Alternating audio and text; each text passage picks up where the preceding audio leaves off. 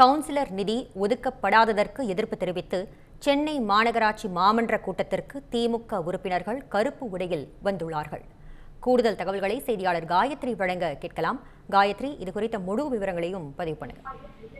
வணக்கம் நிவேதா. தற்பொழுது சென்னை மாநகராட்சியில ரிப்பன் மாளிகையில் மாநகராட்சி உறுப்பினர்கள் நடந்த மாமன்ற கூட்டமானது தற்பொழுது பிரியா தலைமையில் நடைபெற்று வருகிறது. குறிப்பாக இந்த மாமன்ற கூட்டத்தில் திமுக மாமன்ற உறுப்பினர்கள் கருப்பு உடை அணிந்து வந்திருக்கிறார்கள்.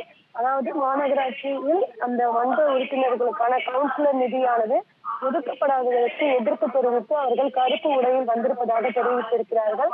குறிப்பாக கடந்த மாமன்ற கூட்டத்தின் போது அதிமுக, திமுக, பாஜக உள்ளிட்ட கட்சிகளை சேர்ந்த கவுன்சிலர்கள் மாநகராட்சி நிதி ஒதுக்கப்படாததற்கு எதிர்ப்பு தெரிவித்திருந்தனர். மேலும் கேள்விகளை எழுப்பியிருந்தனர்.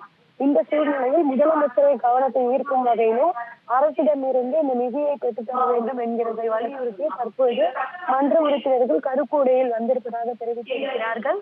இன்று காலை சரியாக 10 மணி அளவில் மேயர் பிரியா தலைமையில் இந்த மாமன்ற கூட்டமானது துவங்கியது. அப்பொழுது எதிர்கட்சி தலைவர் உதயநிதி ஸ்டாலின் ஏற்கனவே தஞ்சையில் மேகதாது அணை தொடர்பாக அவர் தஞ்சையில் நடத்தப்பட்ட போராட்டம் பேசியது சர்ச்சையானது. அதனைத் தொடர்ந்து அவர் கைது செய்யப்பட்டிருந்தார். இந்த சூழ்நிலையில் இது தொடர்பான கருத்துக்களை மேயர் பிரியா இந்த மாமன்ற கூட்டத்தில் தெரிவித்திருந்தார்.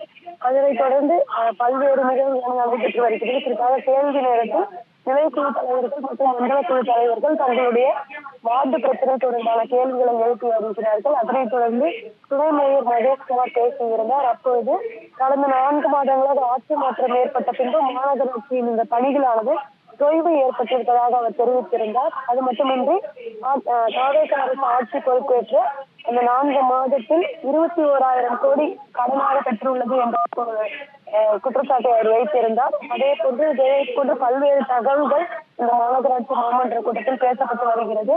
அப்பொழுது கவுன்சிலர்களுக்கு 50,000 மற்றும் துணை மேயர் நிலைக்குழு தலைவர்களுக்கு கார் வழங்க வேண்டும் என்ற ஒரு கோரிக்கையை துணை மேயர் மகேஷ்குமார் வைத்திருந்தார். குறிப்பாக இந்த நகராட்சி துறையில் அமைச்சர் என்று பார்த்தமையால் முதலமைச்சர் தான் இந்த துறையை வைத்திருக்கிறார். இந்த நிலையில் முதலமைச்சரின் கவனத்தை ஈர்க்கும் வகையில் இந்த கருப்பு சட்டை அணிந்து வந்திருப்பதாகவும் அவரிடமிருந்து கோரி இந்த நிதியை உடனடியாக விடுவிக்க நடவடிக்கை எடுக்க வேண்டும் என்பதை வலியுறுத்த வேண்டும் என்கிற அடிப்படையில் ஆணையரிடம் துணை மேயர் மகேஷ்குமார் ஒரு கோரிக்கையை வைத்திருந்தார். இந்த சூழ்நிலையில் தற்பொழுது மன்ற உறுப்பினர்கள் தங்களுடைய வார்டு தொகுதி சார்ந்த பிரச்சனைகள் தொடர்பாக பேசி வருகின்றனர்.